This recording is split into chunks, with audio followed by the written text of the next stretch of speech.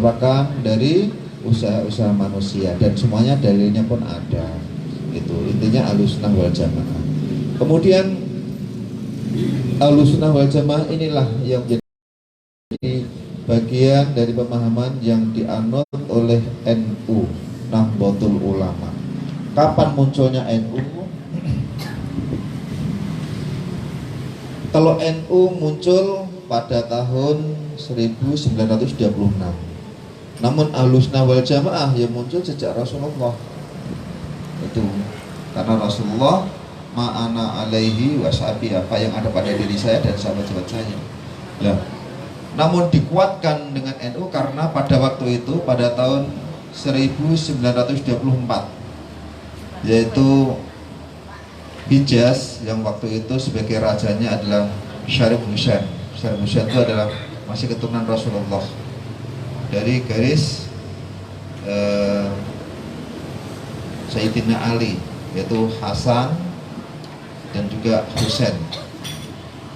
Beliau ini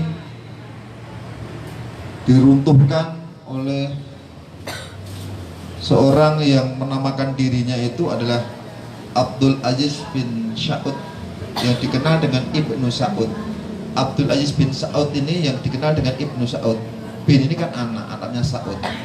Menggandeng seorang ulama yang bernama Muhammad bin Abdul Wahab, yang kemudian populer dengan Wahabi. Kalau Abdul Wahab ini sendiri sebetulnya Sunni, Ahlussunnah wal Jamaah. Tapi yang Muhammadnya ini yang agak kelewatan. Menggandeng itu kemudian beralasan untuk pembaharuan Islam, sehingga ketika kekuasaan Hijaz itu waktu itu namanya ya Mekah, Madinah itu namanya Hijaz, kemudian dikuasai dan dipenjarakan itu Syarif Husain yang merupakan duri Rasulullah, raja yang sah pada waktu itu, direbut oleh Ibnu Saud atau Abdul Aziz bin Saud ini, kemudian tapi tidak dibunuh, hanya diasingkan. Terus dikuasai oleh Ibnu Saud atau Abdul Aziz Ibnu Saud ini, kemudian mempunyai rencana kepingin mengumpulkan seluruh tokoh-tokoh Islam yang di dunia. Dia bermaksud untuk meneruskan Khalifah Utsmani yang runtuh sebelumnya. Nah, ada rencana itu. Kemudian misi dia setelah berkuasa, pemahaman Islam yang menggunakan sistem bermadhab, ada madhab Hanafi, Maliki, Syafi'i dan Hambali, ditiadakan. Kemudian juga kepingin menghilangkan tradisi ada kegiatan maulid, ziarah kubur seperti ibu ini, kalau di Indonesia ya marhabanan, dihilangkan. Ada toreko, dihilangkan, termasuk makam Rasulullah pun mau digusur. Itu sudah kuat keinginan dia, karena dianggap itu adalah bid'ah, dan bid'ah. Terdengar itu tidak setuju Hasyim Asy'ari. Maka pada tahun 1925 membentuk satu komite yang namanya adalah Komite Hijaz, disebut seperti itu, untuk menemui Raja Paduka Raja Ibnu Saud ini. Maka di Indonesia berangkatlah seorang kiai yang bernama Abdul Wahab. Bukan Abdul Wahab ini, Wahab Hizbullah. Nah, yang ada di gambar ini. Ini santrinya Hasyim Asy'ari, dengan membawa surat yang ditulis oleh Hasyim Asy'ari. Kemudian satu lagi adalah seorang ulama, Syekh Ghanaim Al-Misri. Ini adalah seorang ulama yang dari Mesir. Terus ada seorang pelajar lagi yang di Indonesia namanya Muhammad Dahlan Abdul Kohar. 3 orang menemui Paduka Raja Arab Saudi dengan surat yang isi surat tersebut bahwasanya satu, agar diperkenankan tetap melaksanakan peribadatan dengan sistem bermadhab, karena maunya Paduka Raja itu dihilangkan dan mengikuti mazhab Wahabi, ulamanya dia sendiri itu, dengan alasan yang sudah berjalan ratusan tahun di Mekah selama ini, karena para imam Masjidil Haram itu mengikuti mazhab tersebut. Yang kedua, agar juga diperkenankan para peziarah menziarahi tempat-tempat bersejarah, termasuk makam Rasulullah. Karena ada rencana semua makam-makam itu akan diusir dan dihilangkan. Bahkan sudah ada yang dihilangkan seperti rumah kelahiran Rasulullah. Kemudian di antaranya yang sempat saya ingat juga akan ditetapkan berapa biaya ibadah haji. Nah itu di antaranya 3 hal tersebut dan lain-lain. Nah ternyata apa yang disampaikan ini oleh Paduka Raja dikabulkan semuanya. Itulah yang dianggap oleh ulama di dunia. Mereka merasa umat Islam di dunia itu berhutang budi dengan NU. Karena dengan gagasan ini sehingga ulama Muslim di dunia selamat, bisa melaksanakan ibadah dengan cara bermadhab, kemudian bisa wirid dan zikir. Karena ketika gencar-gencarnya Wahabi itu Bu, di Masjidil Haram itu kalau orang pegang tasbih itu diangkat dan dipotong jarinya untuk membuat shock umat Islam biar berhenti dari itu.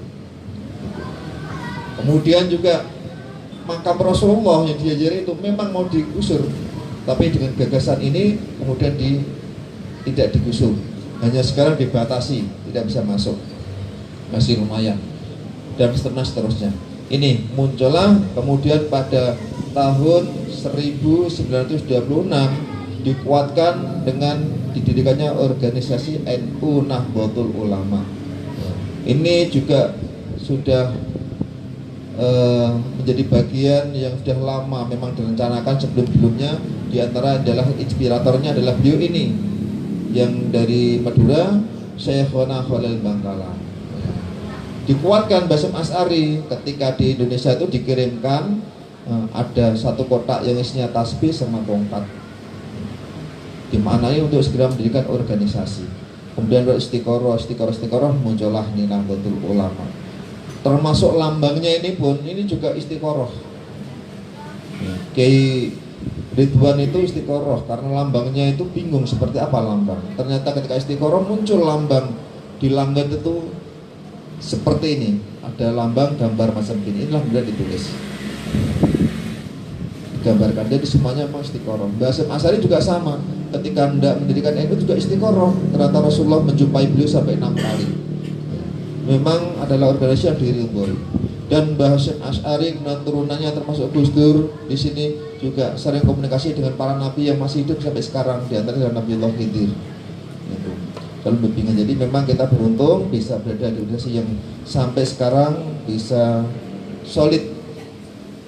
Kenapa kita harus NU? Sering muncul pertanyaan. Mungkin di antara kita ada, apalagi yang lainnya, Islam itu satu, tak perlu NU-NU-an Muhammadian, yang penting Islam. Inilah alasan yang barangkali kenapa bikin pecah belah. Pandangan kita tidak, kita butuh organisasi. Kenapa demikian? Dalam sebuah makalah, al-haqqu bila nidhamin kat yaklub binidham.